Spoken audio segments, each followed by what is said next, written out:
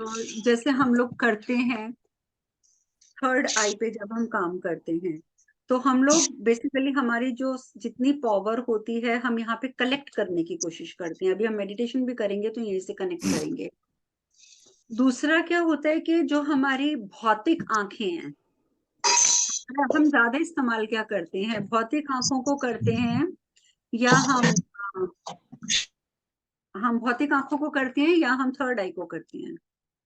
ज्यादातर तो हम अपने भौतिक आंखों को इस्तेमाल करते हैं, उसी से कनेक्टेड रहते हैं। अब मैं भी अगर आपको देख रही हूँ तो मैं अपनी इन आंखों से देख रही हूँ, अपनी थर्ड आई से नहीं देख रही। आप में से कभी किसी ने नोटिस किया है कि आपकी आंखों की जो मूवमेंट है वो किस अकॉर्डिंगली होती है? आप क्या करते हो तो आपकी आंखें, अब जैसे अभी विभा जी की आंखें बिल्कुल ऊपर चली गई हैं, और किस साइड गई हैं? आपके राइट साइड। राइट साइड आप ऊपर देख रहे थे ना। तो इसी तरीके से आप कुछ भी सोचते हैं, आप कभी इस चीज को, क्योंकि देखिए आप लोगों को छोटी छोटी चीजें मैं इसलिए बता रही हूँ क्योंकि उससे आपका फोकस लेवल बढ़ेगा, आप उसमें थोड़ा सा कंसंट्रेट करोगे कि हमें देखना है कि भी ये हुआ हमारे साथ या नहीं हुआ है। ठीक है। तो जैसे अभी आप कुछ सोचने लगे तो आप ऐसे राइट साइड होके देखने लग गए थे, तो हमारी आंखें सबकी हर एक फंक्शन पे एक स्पेसिफिक डायरेक्शन में उठती और बैठती हैं। ठीक है। अब जैसे सपोज अगर हम कोई चीज याद करने की कोशिश करते हैं, जैसे अभी आपने सोचने की कोशिश करी कि क्या होता है, तो आपने सीधा यहाँ ऊपर देखना शुरू कर दिया राइट हैंड साइड पे। ये विभा जी जस्ट आई नोटिस दिस। तो जब हम कुछ ऐसा सोचने की कोशिश करते हैं, कुछ याद करने की कोशिश करते हैं, तो ऑटोमेटिकली हमारी आंखें जो हैं वो राइट साइड में थोड़ा ऊपर को ऐसे हो जाएंगे और हम सोचना शुरू कर देंगे कि क्या है, कहाँ है, हमें याद क्यों नहीं आ रहा है। इसी तरीके से अगर हमें किसी चीज पे डाउट होगा, ये चीज होगी या नहीं होगी, ये सच बोल रहा है या झूठ बोल रहा है, तो हम ऐसे लेफ्ट साइड हमेशा ऊपर देखेंगे। आप ये लिख के रखें, बेशक आप कभी भी नोटिस कीजिएगा कि आप उस साइड देखते हैं या नहीं देखते हैं, क्योंकि बिकॉज यही चीजें हैं आपके फोकस लेवल को बढ़ाने की। ठीक है। तो आप देखेंगे कि किसी पे डाउट कर रहे हैं तो आप लेफ्ट साइड देखेंगे और सोचने की शुरू कर देंगे। और जब आप कुछ ज्यादा ही अच्छा डे ड्रीमिंग करने लग जाते हैं, काश मेरे को अभी 1 करोड़ रुपया कहीं से मिल जाए, तो फिर तो आपकी आंखें सीधी दोनों ऊपर चढ़ जाती हैं सीधी, और वो होती है आपकी डे ड्रीमिंग। तो ये कुछ चीजें हैं जो आपको नोटिस करनी है कि आप जब सोच रहे हो, अचानक आपको याद आ जाते है, तो आप देखो कि आप किधर मुंह करके सोचने लग गए थे। आपने अगर डाउट किया तो तब आपका मुंह किधर था, आपकी आंखें किस साइड घूम रही थी। तो थोड़ा सा आप ये नोटिस करोगे। और जैसे कई बार क्या होता है कि जैसे हम गुस्सा आ गया हमें किसी पे, मैं आपसे पूछ रही हूँ, आपको पता नहीं मैं कौन हूँ, आप जानते नहीं हो मैं कौन हूँ। जब हम इस लैंग्वेज में, इस लहजे में बात करते हैं कि तुम्हें पता नहीं है मैं कौन हूँ, तो उस टाइम पर राइट साइड पे हम लोगों की आंखें नीचे चली जाती हैं।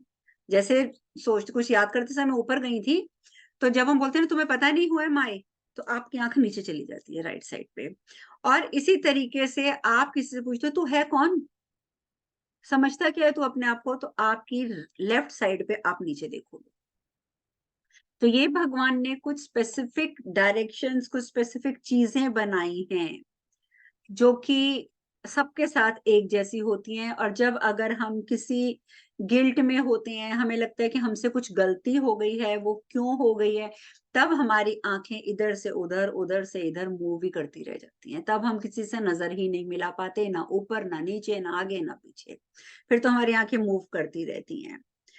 और बाकी मेन बस इतना ही था आंखों का जो मैंने आपको आज बताना था। तो इस हिसाब से अगर आप सोचेंगे, आप इस चीज पे भी फोकस करेंगे कि आप कहाँ देखते हैं, कैसे देखते हैं।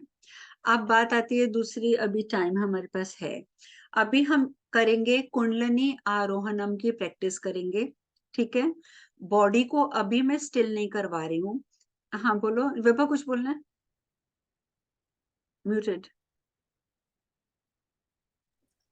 हाँ, कुंडलिनी के आरोहण का जब भी आप करवाती है, हमेशा मैं भूल जाती हूँ आपको पूछने का। तभी आप कुंडलिनी को ऊपर नीचे और प्राण शक्ति को इधर भेजते हो, सभी होता है। तभी मुझे सांप ही दिखाई देता है, तो मुझे एकदम से डर लगता है, ऐसा अच्छा नहीं लगता है। नहीं, लेकिन सांप दिखना तो अच्छी बात है, सांप तो महादेव का हार है, उससे क्या डरते हो आप? अच्छा, मुझे लगा कुछ गलत तो नहीं ना ऐसा मेरे नहीं, साथ? सांप जब आपको तो, दिखेगा तो वो आपके घर में, आपकी फैमिली में पॉजिटिविटी लेके आएगा। और तो आप हंसोगे, मेरे घर में से भी 8 सांप निकले हैं इन दिनों। बैकयार्ड से तो इतना बड़ा था कि हम देख के एक बार डर गए थे। बाकी उसके बच्चे थे। तो सांप जो है वो आपको प्रॉस्पेरिटी दिलाता है। और सांप अगर आपको मेडिटेशन में दिखता है तो इसका मतलब होता है कि महादेव का हाथ आपके सर पे है। तो इसलिए उसमें डरने की बात ही नहीं होती है। तो खुश रहो, स्वस्थ रहो, हंसते रहो। मस्त, मस्त रहो। आज बस वो अमिता जी बहुत कम हंसती हैं आजकल। ये देखो अब उनकी स्माइल आई है, नहीं तो मैं तो उनकी स्माइल की फैन हूँ। क्योंकि जैसे वो आगे करती है ना हरे कृष्ण, उनकी स्माइल इतनी प्यारी लगती है। आजकल आजकल आपकी स्माइल में वो चार्म खत्म हुआ हुआ है, कुछ दिनों से थके हुए हो शायद बहुत ज्यादा। थोड़ा सा मेडिटेशन के ऊपर ध्यान दो, थकावट हट जाएगी। ठीक है। तो एनीवे, सांप से डरने की जरूरत नहीं है। कुंडलिनी आरोहण हम करते हैं तो कहा तो यही जाता है ना कि कुंडली हमारी नीचे बैठी हुई है। देखिए अभी आप जो चैंट भी कर रहे हैं, जैसे आप पहला ओम नमः शिवाय का चैंट करते हैं, ठीक है। तो जैसे ही हम ओम नमः शिवाय कहते हैं कि आप सब जानते हैं कि हम लोगों का आधा मैस्कुलिन आधा फेमिनिन बॉडी है ना। आधा स्त्री स्त्री का पार्ट है, आधा पुरुष का पार्ट है। तो जैसे ही कहते हैं कि एक इंसान जन्म लेता है तो उसका वो उसमें दोनों पार्ट्स का कॉम्बिनेशन होता है, लेकिन वो दोनों पार्ट्स फट जाते हैं आपस में से। और कहा यह जाता है कि महादेव, मैस्कुलिन पावर क्या है महादेव, और फेमिनिन पावर क्या है हम मानते हैं माता रानी। तो महादेव तो सीधे हमारे सहस्त्रधार चक्र पर आकर बैठ जाते हैं। ठीक है, क्योंकि आप लोग मेडिटेशन करते हो और चक्रों से काम कर रहे हो, सो यू शुड नो। वो हमारे यहाँ आके बैठ जाते हैं। और जो फेमिनिन पार्ट होता है हमारा, जो स्त्रीलिंग पार्ट होता है, जो शक्ति होती है, वो हमारी बैठ जाती है मूलाधार चक्र से भी नीचे, बिल्कुल उसके बेस में। और वही शक्ति जो होती है, जैसे उसको माता रानी भी कह सकते हो, वही शक्ति को उस जगह पर जब बैठती है महादेव से विभक्त होकर, कट कर, तो वो बन जाती है हमारी कुंडलिनी। और जब हम 7 चक्र हैं कुंडलनी, देखिए अगर मैं प्राण की जब मेडिटेशन कराती हूँ तो आपने देखा है कि उसमें जब मैं सहस्त्रधार चक्र में या सुषुम्ना में जाने के लिए बोलती हूँ तो मैं कहती हूँ कि आप सारे चक्रों का भेदन करते हुए मेरी सुषुम्ना में आ जाओ। ठीक है। दैट मीन्स कि जब तक आपके सारे चक्र जो पूरे एक ही लाइन से बने हुए हैं, जब तक आपके ये पूरे चक्रों का भेदन एक साथ नहीं हो जाता, तब तक आपकी सुषुम्ना जागृत नहीं होती है। और जो शक्ति हमारी नीचे बैठी है कुंडलिनी शक्ति, उसको भी जब स्ट्रेट ऊपर उठना है, यहाँ हमारे महादेव बैठे हैं सहस्त्रधार चक्र में, तो जब उनको पूरा उठकर यहाँ तक पहुंचना है माता रानी को, यानी हमारी कुंडलिनी शक्ति को, तो उसको सातों चक्रों को पार करना पड़ेगा। देखिए शादी होती है हिंदू धर्म में, तो सनातन धर्म के हिसाब से 7 फेरे लिए जाते हैं। ठीक है। आर्य आर्य समाज से अगर आप शादी करते हैं तो वहां पर 4 फेरे लिए जाते हैं, क्योंकि आर्य समाज अपने वेदों को मानते हैं और 4 वेद होते हैं, और इसीलिए हमारे 4 शादी के भी फेरे लिए जाते हैं। एक्चुअल में अगर आप अपने पुराने पुराणों को उठाकर देखें, साउथ में, आप शायद साउथ में हैं कालिंदी, ठीक है। No, you are not in the south. South में you all are muted. South में क्या होता है कि फेरे नहीं लिए जाते 7, वहां पे किया जाता है सप्तपदी किया जाता है। सप्तपदी, सप्त मतलब 7, पदी मतलब स्टेप्स, पैर। तो उन लोगों में क्या होता है कि दूल्हा जैसे सामने बैठा है, दुल्हन जब जाती है तो 1 2 3 4 5 6 7, जैसे ही वो 7वां पैर अपना रखती है तो वो दूल्हे के पास होती है। तो बेसिकली वो आप उनके पूरे फेरे हो गए और वो शादी हो गई। एक्चुअल हमारा प्रोसेस यही था शादी का, वो तो हम लोगों ने थोड़ा तोड़ मड़ोड़ करते गए तो वो उसको हमने फेरों में बांध लिया। हर एक स्टेप पे एक कसम खा ली जाती थी, होता वही सब कुछ था। तो जिस तरीके से 7 पद चलकर या 7 फेरे लेकर एक स्त्री एक पुरुष के साथ बंध जाती है, वो एक हो जाते हैं, उसी प्रकार से बिल्कुल एग्जैक्टली सेम टू सेम जो शक्ति आपकी कुंडलिनी नीचे बैठी है, जब वो 7 चक्रों को पार करती है, ठीक है, पहला चक्र, दूसरा चक्र, तीसरा चक्र, चौथा चक्र, पांचवा, छठा और ये सातवां। जैसे ही सातवां पैर यहाँ रखती है तो वो शक्ति यहाँ आकर महादेव से मिल जाती है और तब हम कहते हैं कि हमारी कुंडलनी जागृत हो गई है। तो बेसिकली जैसे एक पत्नी पति के पास पहुंचती है 7 फेरों में, 7 कदमों में, उसी तरीके से 7 ये चक्रों को पार करके ही हमारी कुंडलनी जो है वो महादेव तक पहुंचती है। तो ये बहुत बेसिक चीजें हैं, अगर आप इसको आपस में जोड़ेंगे तो आपको सारी बातें समझ आएंगी कि कितना हम लोगों की एक एक जो भी व्हाट यू से हम लोग जो भी करते हैं, लाइक रीति रिवाज करते हैं या जो भी चीजें करते हैं, उनका कोई ना कोई गूढ़ अर्थ होता है, ऐसे ही मजाक नहीं होता। ठीक है, तो अब ये आपको समझ आ गया होगा कि कुंडलनी अगर आपने खड़ी करनी है तो महादेव से मिलानी है तो आपको सातों चक्रों का भेदन करना ही पड़ेगा, तभी वो सप्तपति पदी होगा और तब आप यहाँ पहुंचोगे। ठीक है, तो it's very interesting, it's very good, लेकिन ये है कि इस तरीके से आपको समझ आ जाएगा कि क्या करना है हमें। तो इसलिए अगर, और कुंडलिनी में कहते हैं कि वो 3.5 कुंडल मार के बैठी है।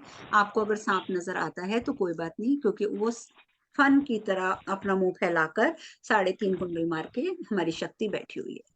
तो अब आपका काम है उसको ऊपर तक ले जाकर उसको महादेव से मिलाना। राइट, तो बस अब ये गुरुमा, करना है इसमें। हाँ जी।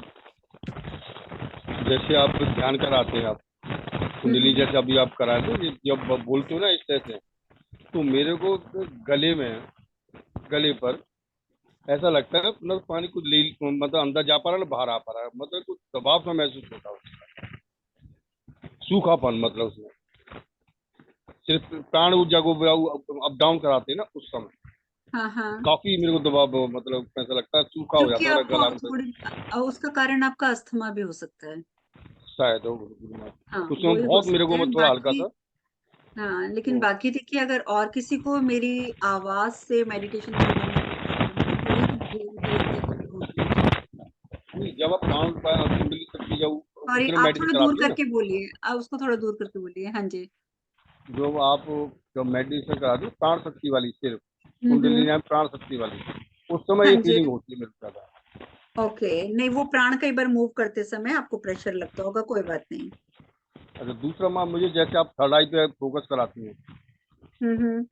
तो मेरे थर्ड आई से ज्यादा मेरे सहस्त्रा तक वो ज्यादा ज्यादा तुरंत चल जाता, मतलब मूव क्योंकि जल्दी कर देखिए जाता है यहाँ पर। वाइब्रेशन, आप सबको मैं बता रही हूँ, पहले भी मैंने बताया था कि जो वाइब्रेशन की फीलिंग आती है वो या तो थर्ड आई पे आएगी या सहस्त्रधार चक्र पे आएगी।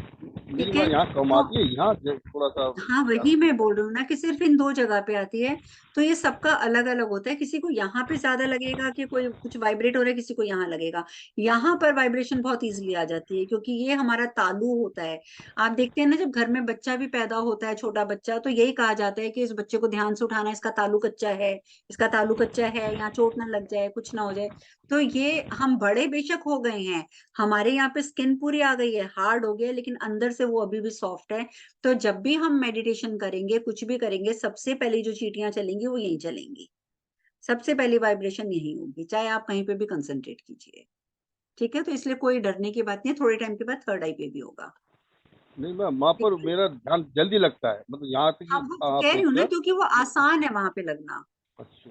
वो हिस्सा हमारा कमजोर है तो वहां पे जल्दी वाइब्रेशन होती है तो जल्दी ध्यान पहुंच जाता है।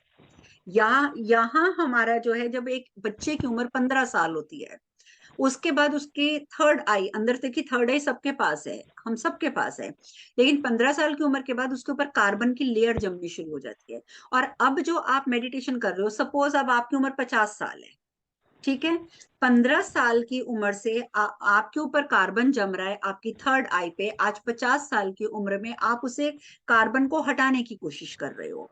ठीक है, तो सोचो कि 15 से 50 कितने साल हो गए, ऑलमोस्ट 35 ईयर्स हो गए, है ये ना। तो 35 ईयर्स में जितना कार्बन यहाँ जमा है वो 1 साल में तो नहीं उतरेगा ना, उसमें टाइम लगेगा। जैसे जैसे वो कार्बन आपका, आप जितनी मेडिटेशन करेंगे, जितनी मुद्रा लगाएंगे, उतना आपका यहाँ से कार्बन मेल्ट होता जाएगा और आपकी थर्ड आई जो है वो बाहर बाहर बाहर और खुलती जाएगी। तो अभी आपको टाइम लगेगा क्योंकि इतने सालों से कार्बन जम रहा है आपकी आंख के ऊपर। ठीक है, तो माँ, इसलिए मुझे कई बार। जैसे बताते ना, जैसे बताते हैं आप मुझे कभी तो मतलब शिव जी का शिवलिंग दिखाई देता और कुछ नहीं, या आंख दिखाई देती है बस, और कुछ दिखाई नहीं देता मुझको। हाँ, तो वहीं पे ध्यान लगाया कीजिए, जो दिखाई दे उसी पे ध्यान लगा दिया करें उस समय। एक ठीक ही है, आंख दिखाई दे, दो नहीं दिखाई देती, एक सिंगल आई दिखाई देती है बस। कोई बात नहीं, तो वो थर्ड आई उनकी दिखाई देती होगी, कोई बड़ी बात नहीं है। और चलिए तीन अब कुंडली क्या होती है? हाँ जी, 3 कुंडली मार के बैठते, 3 कुंडली क्या होती है? 3 कुंडली का मतलब कि वो शक्ति जो है 1 राउंड, 2 राउंड, 3 राउंड लगा के अपना फन ऐसे करके बैठी है, तो अच्छा, 3.5 राउंड लगाए हुए हैं उसने। 3.5 ठीक है? कुंडली। हाँ, तो वो सांप की शेप में ही बैठी होती है। अब हमारे पास वो करने का टाइम नहीं बचा, मैं सीधी मेडिटेशन कराऊंगी आज आपको। आज जो हम मेडिटेशन करेंगे, ठीक है, वो हम मेडिटेशन करेंगे अर्थ से रिलेटेड, अपने अर्थ एलिमेंट से, पृथ्वी तत्व से। ठीक है, क्योंकि अब 7 हफ्ते तक हम सातों तत्व, सॉरी 7 कह रही हूँ, 7 चक्र नहीं, 5 हफ्ते तक हम पांचों एलिमेंट्स के साथ कनेक्ट होने की कोशिश करेंगे। तो आज जो मैं मेडिटेशन कराऊंगी वो मैं पृथ्वी की कराऊंगी। आपको जब भी घर में करने का टाइम मिले तो आप एक बार उसको रिपीट जरूर करना, ठीक है, तो वो ठीक रहेगा। आ, आप सीधे बैठिए, ओम करते हैं और हम मेडिटेशन स्टार्ट करते हैं।